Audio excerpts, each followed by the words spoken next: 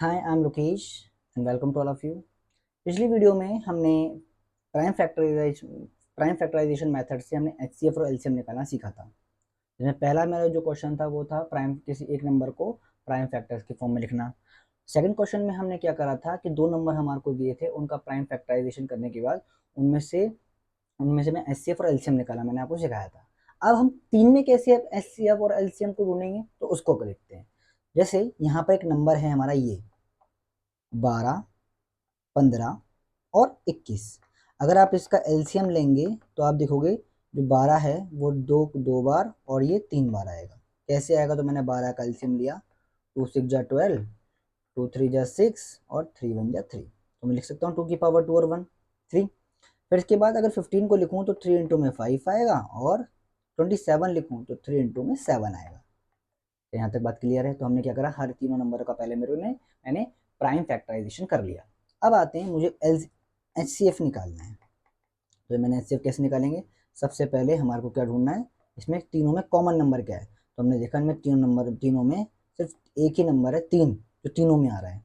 तो हम यहाँ लिखेंगे 3। तो हमने लिखा 3, और इन तीनों में तीन की सबसे स्मॉलेस्ट पावर क्या है, तो वो 1 है। तो हमारा जो क्या नाम है एच सी एफ होगा वो 3 होगा। अब आते हैं एलसीएम पे।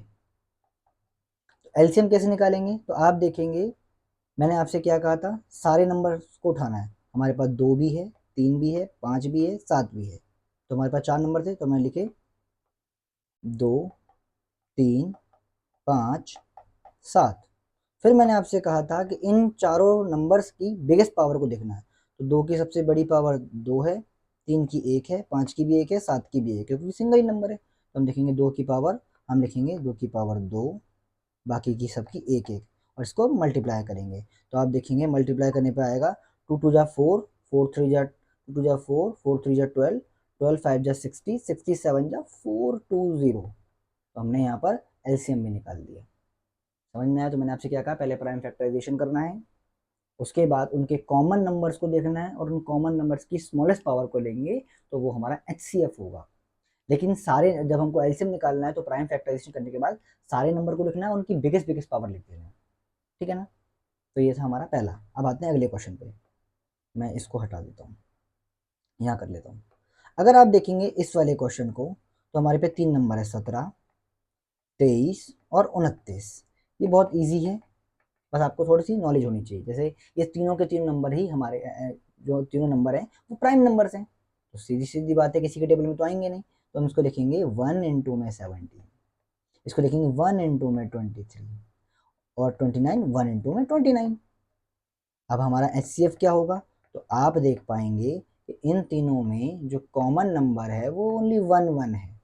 तो हमारा एचसीएफ भी क्या होगा? 1 होगा।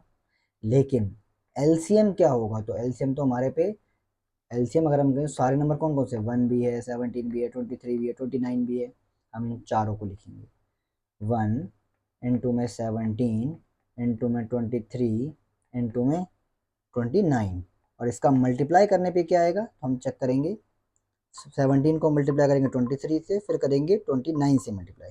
तो हमारा जो आंसर आएगा वो आएगा 11,339। ये हमारा आंसर आएगा। तो हमने 2 क्वेश्चन कर लिए। तीसरा क्वेश्चन है 8 9 और 25। 8 9 और 25, तो हम इसको कैसे करें? थोड़ा सा कलर चेंज कर दूँ क्या? ये ठीक है। तो मैंने क्या करा, 8 लिखा, और 8 का एलसीएम कैसे लिया? तो हमने देखा 8 2 को पावर 3 आता है। 9 कैसे आएगा? 3 की पावर 2 आएगी, और 25 जो होगी वो 5 की पावर 2 आएगी। ये आपको ओरली आने चाहिए, क्योंकि आपके टेबल्स, आपके स्क्वायर्स, आपकी क्यूब ये आपको पता होनी चाहिए। तो मैंने पता, मैंने लिख दिए। अब मैंने देखा कि भाई मुझे तो एचसीएफ निकालना है, तो एचसीएफ कैसे निकालूंगा? तो एचसीएफ मैंने आपसे क्या कहा था, कॉमन नंबर होने चाहिए तीनों में, और तीनों में कोई भी कॉमन नंबर आप देख पाएंगे, इन तीनों में कोई भी कॉमन नंबर दिखाई नहीं दे रहा। जब कॉमन नंबर नहीं होता तो हमारा वहाँ पे एचसीएफ 1 होता है। इस बात को आपको ध्यान रखना है। अब हमें निकालना है एलसीएम, और एलसीएम में हमको क्या करना है, सारी नंबर ले लेने हैं, सारे नंबर्स को ले लेना है। तो सबसे सारे नंबर कौन कौन से हमारे पास है 2, हमारे पास 3, हमारे पास है 5। तो मैंने इन तीनों का नंबर को उठाया और लिखा 2 3 5, और इनकी सबसे बड़ी बड़ी पावर लिख दी। तो 2 की पावर बड़ी पावर 3 है, यहाँ पे 2 है, और इधर भी 2 है। अब इनको मैं मल्टीप्लाई मारूंगा तो मेरे पास आएगा 2 को 3 बार करूँगा तो 8 आएगा, 3 को 2 बार करूँगा तो 9 आएगा और 5 को 2 बार करूँगा तो 25 आएगा। यानी इनको मल्टीप्लाई करने पे मेरा आ रहा है 1800।